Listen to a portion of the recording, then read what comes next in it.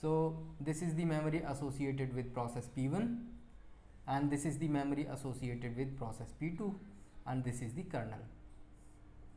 Now if P1 has to communicate with process P2. Hi all, welcome to this lecture series on multi-threading. This is me Karan. तो चलो start करते हैं. तो चलो last video में हमने देखा कि प्रोसेस की डेफिनेशन क्या होती है एंड थ्रेड की डेफिनेशन क्या होती है. And in this particular video we are going to talk about what is the difference between process and thread. तो मेजर जो डिफरेंसेस होते हैं वो क्या होते हैं वो सारे मैंने नोट डाउन कर लिए हैं कि एंड एक एक डिफरेंस को हम अच्छे से एक्सप्लोर कर रहे होंगे कि एक्चुअली वो डिफरेंस होता क्या है, कैसे प्रोसेस एग्जीक्यूट होती है, कैसे थ्रेड एग्जीक्यूट होती है, and all those things we will be seeing in this particular lecture. तो पहला डिफरेंस हम देखते हैं कि communication time between two processes is high as compare to communication time between two threads. तो उसके लिए हम सबसे पहले देखते हैं कि कम्युनिकेशन दो प्रोसेसेस के बीच में किस तरह से होता है. तो let's say this is my I am just erasing it. You can copy it, and I am just erasing it. So the first point is around communication between two processes takes much time as compared to two threads. So let's say this is my process P1 and this is my process P2, and there is this entire memory in the system, and the memory is like this: memory M1, memory M2.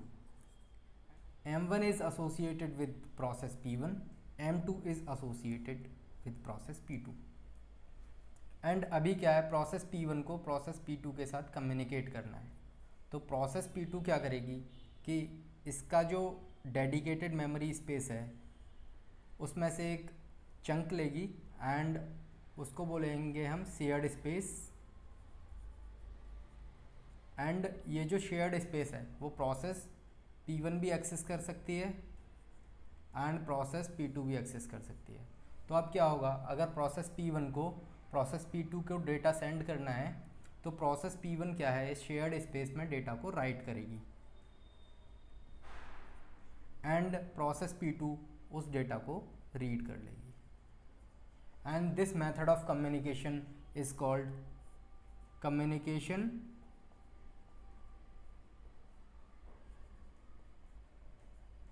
using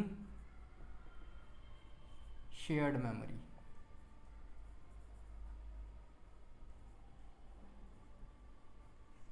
and एक और communication होता है कि let's say this is my process P1 and this is my process P2, and if process P1 has to communicate with process P2 तो एक channel लेंगे हम, उस चैनल पे P1 राइट करेगी एंड प्रोसेस P2 उस डेटा को read करेगी. यानी कि प्रोसेस P1 ने चैनल पे राइट किया एंड P2 ने रीड कर लिया. Similarly if P2 has to send the data to P1 तो एक और चैनल क्रिएट होगा जिसमें P1 रीड करेगी एंड P2 राइट करेगी. तो इस केस में क्या है, हमें एक सेपरेट मेमोरी स्पेस क्रिएट करना पड़ रहा है एंड इस केस में क्या हो रहा है कि हम एक सेपरेट चैनल क्रिएट कर रहे हैं. And this mode of communication is called inter process communication using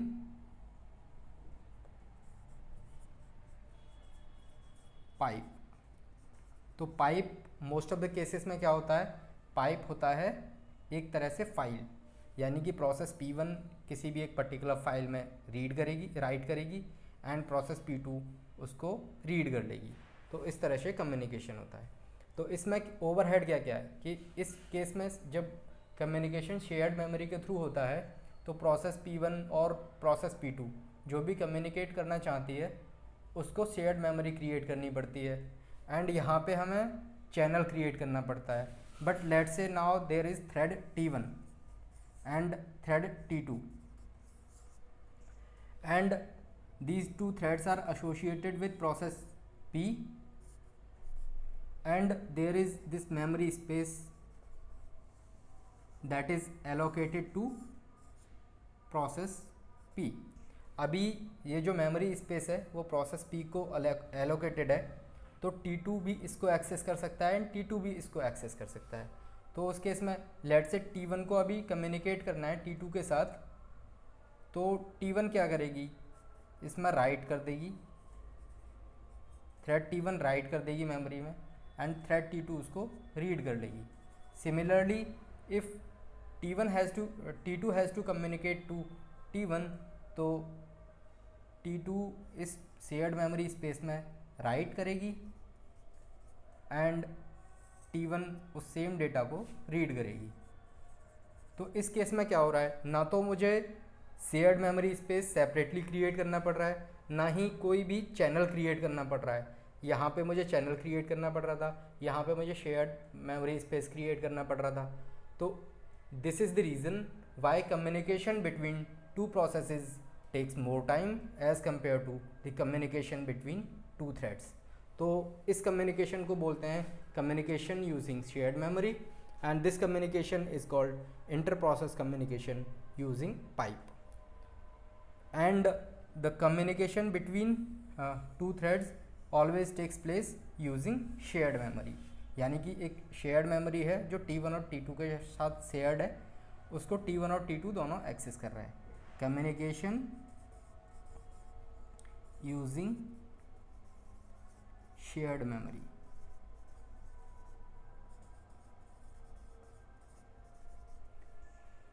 अभी हम नेक्स्ट पॉइंट देखते हैं कि process consumes more resources and thread consumes less resources. तो इसको मैं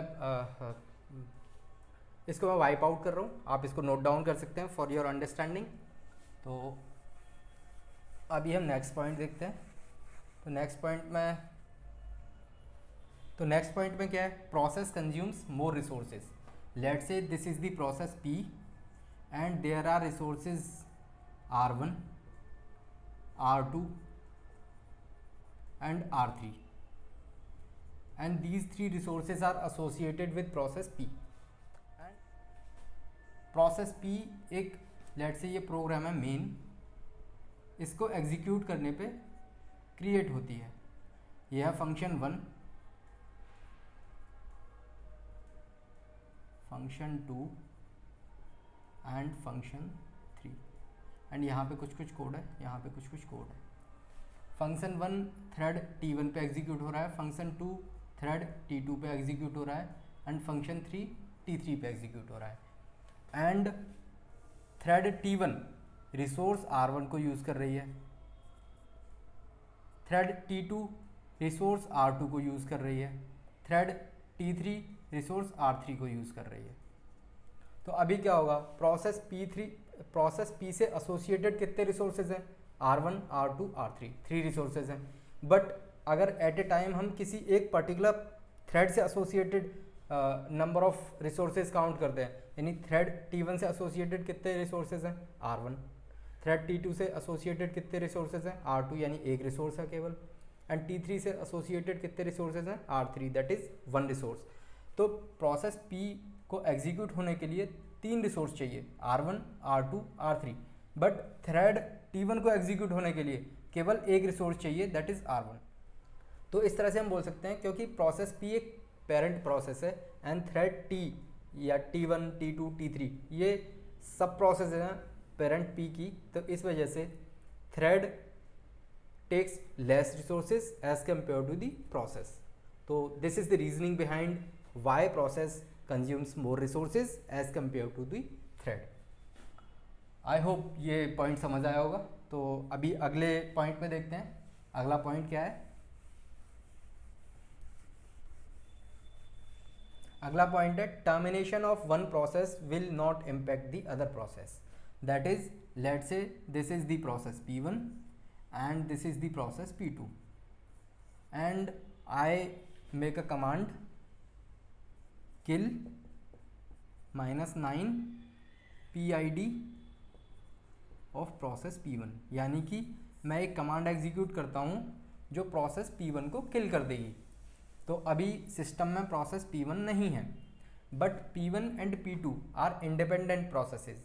तो P2 पे P1 के किल होने का कोई इम्पैक्ट नहीं पड़ेगा और P2 अपनी एग्जीक्यूट होती रहेगी एज इट इज़, जैसे वो पहले एग्जीक्यूट हो रही थी।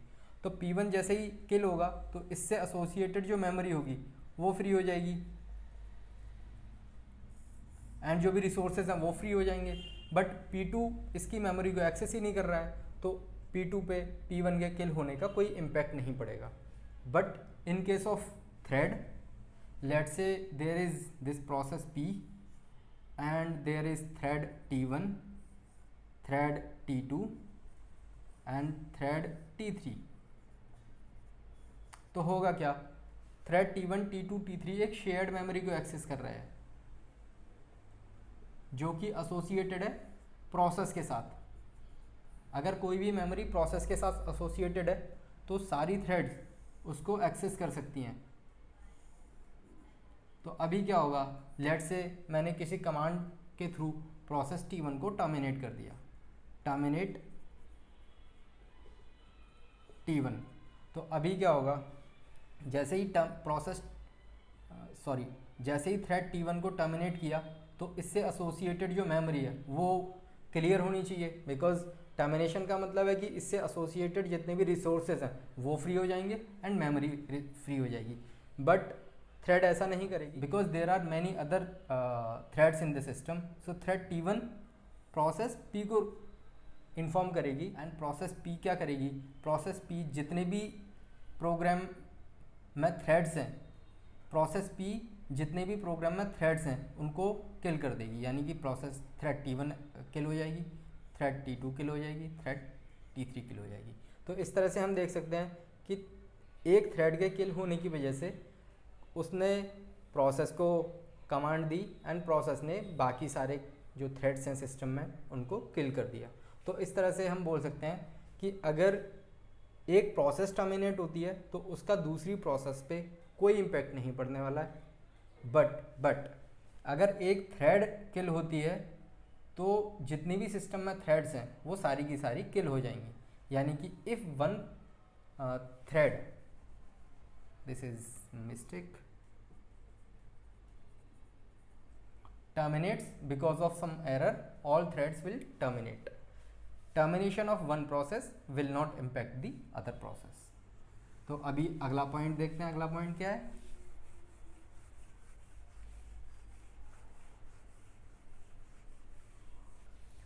termination time is high and termination time for a thread is less. तो अभी आप इसको खुद से सोच सकते हैं कि ऐसा क्यों है कि प्रोसेस का जो टर्मिनेशन टाइम है वो हाई है as compare to a termination time of a single thread. तो वो देखते हैं। लेट्स से ये एक प्रोसेस P है, इससे एसोसिएटेड रिसोर्स हैं R1, R2, R3 एंड इससे एसोसिएटेड थ्रेड है let's say T1, T2 and T3।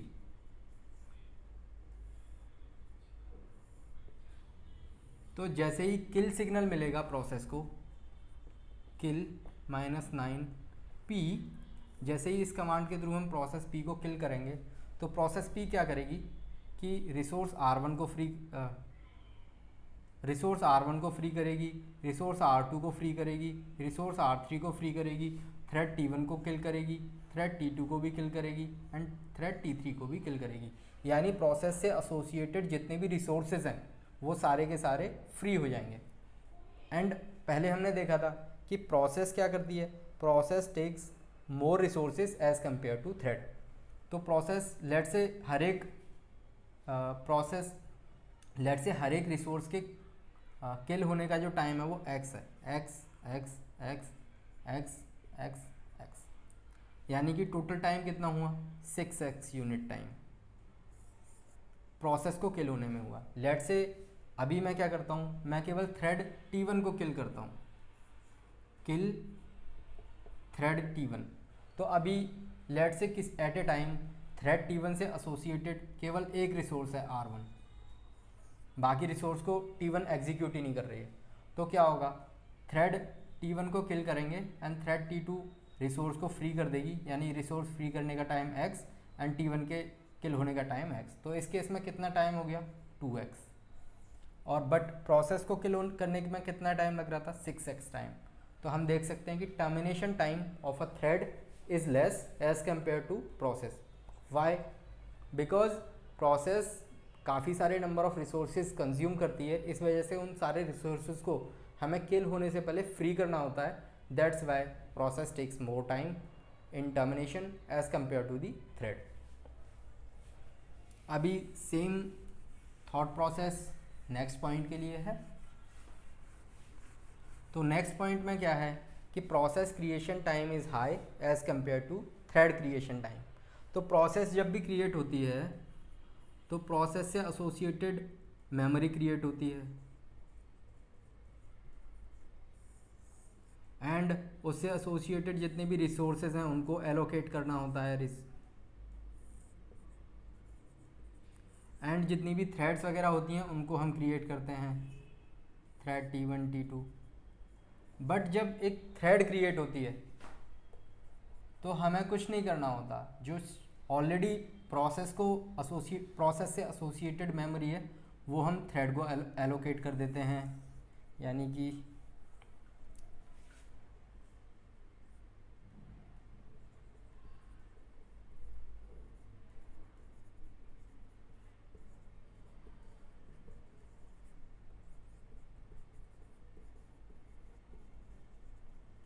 तो हमें क्या हुआ, तो इसका मतलब क्या हुआ कि हमें मेमोरी क्रिएट नहीं करनी पड़ी थ्रेड के लिए, but in case of process we had to create the memory. अभी हमें थ्रेड के लिए, थ्रेड को सारे के सारे रिसोर्सेज तो चाहिए नहीं जितने प्रोसेस को चाहिए, तो उसको नंबर ऑफ रिसोर्स एलोकेशन भी कम होगा। तो इस तरह से हम देख सकते हैं कि thread creation time is less as compare to the process creation time. Why? Because process, when we create process, at that time we allocate many number of resources to the process, we allocate memory to the resources, memory to the process, and we also do a bunch of different other things as well. But in case of thread we don't do all these things. And now we will look into the next point. Next point is process do not share the data, threads share the data. तो late से ये process P1 है, ये process P2 है and ये मेरे system की memory है। तो इनिशियली ये process P1 and P2 execute हो रहे होंगे, तो this is let say M1, memory M1, this is M2 and this is kernel. ये मेमोरी एसोसिएटेड है P1 के साथ, ये मेमोरी एसोसिएटेड है P2 के साथ। तो दोनों प्रोसेसेस P1 और P2 के बीच में कोई भी डेटा शेयरिंग नहीं होगी। जब प्रोसेस P1 और P2 डेलिबरेटली चाह रहे होंगे कि P1 को डेटा सेंड करना है P2 को या P2 को डेटा सेंड करना है P1 को, तब ही हम डेटा शेयर कर सकते हैं। बाय डिफ़ॉल्ट उनके बीच में डेटा शेयरिंग नहीं हो रही होगी। ऐसा नहीं है कि कोई एक मेमोरी का पार्ट है जिसको by default P1 and P2 point कर रहे हैं, ऐसा कभी नहीं होगा।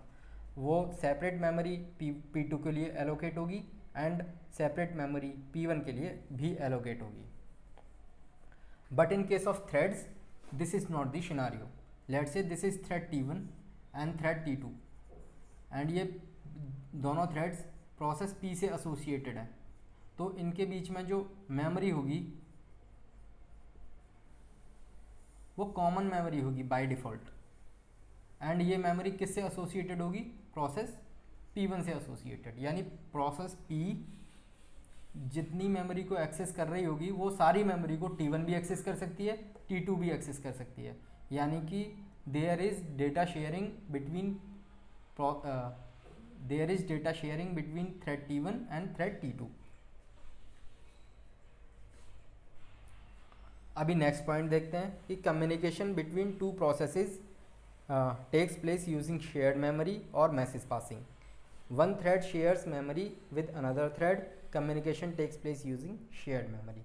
तो ये ऑलरेडी पॉइंट हमने डिस्कस कर रखे हैं, यानी कि फिर से देखते हैं। चलो हम let's say there is a process P1 and there is process P2 and this is the memory.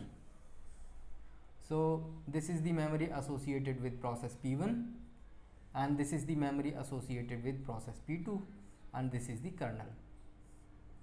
Now if P1 has to communicate with process P2 then वो एक शेयर्ड मेमोरी क्रिएट करेगी अपने एड्रेस स्पेस से and उसमें process P2 right कर देगी and P1 उससे read करेगी. यानी कि प्रोसेस P1 कम्युनिकेट करना चाहती है प्रोसेस P2 के साथ, तो ये एक अपनी जो डेडिकेटेड मेमोरी स्पेस है उसमें एक शेयर्ड मेमोरी क्रिएट करेगी and process P2 shared space में जाके राइट करेगी एंड देन जैसे ही प्रोसेस P2 राइट करेगी प्रोसेस P1 उस डेटा को रीड कर लेगी. तो इस तरह से P2 is able to send the data to process P1. Similarly if process P1 has to send the data to process P2 तो P2 एक शेयर्ड मेमोरी क्रिएट करेगी एंड देन P1 उस मेमोरी में राइट कर देगी. This method of communication is called shared memory communication. Communication using shared memory. And there is one more way of communication that is called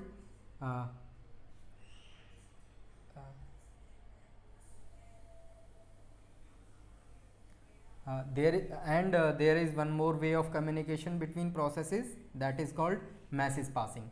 So let's say this is process P1 and this is process P2. And if process P1 has to communicate with process P2 then there will be a channel जहाँ पे process P1 data को right करेगी and process P2 उस data को read कर लेगी. तो इस तरह से process P1 is able to send the data to P2. Similarly if process P2 has to communicate with process P1 तो वो एक और चैनल क्रिएट करेगी एंड प्रोसेस P1 के साथ कम्युनिकेट करेगी through that channel. But in case of thread communication takes place using shared memory that we have already discussed. Let's say this is the process P and the threads T1 is associated with process P and T2 is also associated with process T2 and there is memory associated with this process. And P के साथ जो भी memory associated है उसको T1 भी access कर सकता है एंड T2 भी एक्सेस कर सकता है. सो अगर T1 को T2 के साथ कम्युनिकेट करना है तो T1 इस शेयर्ड मेमोरी में जो ऑलरेडी क्रिएट हो रखी है उसमें डेटा राइट करेगा एंड T2 उसको रीड कर लेगा. Similarly if T2 has to communicate तो T2 इसमें राइट कर देगा एंड T1 उसको रीड कर लेगा. So this is how two threads communicate with each other. This method of communication is called communication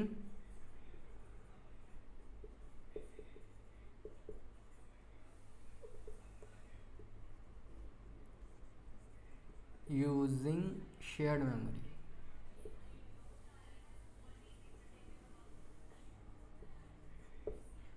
and ये दो जो मेथड्स देखे ये प्रोसेस किस तरह से कम्युनिकेट करती है, दो प्रोसेसेस किस तरह से कम्युनिकेट करती हैं उसके लिए है. यानी कि दो प्रोसेसेस दो तरह से कम्युनिकेट कर सकती हैं. One is through shared memory, another one is through channel by creating the channel और थ्रू मैसेज पासिंग. एंड दो थ्रेड्स एक तरह से ही कम्युनिकेट कर सकती हैं, दैट इज़ शेयर्ड मेमोरी. तो चलो मिलते हैं अगले लेक्चर में where we will be seeing what are the advantages and disadvantages of using a multi threaded system versus non threaded system. तो तब तक के लिए बाय बाय, टाटा, मिलते हैं.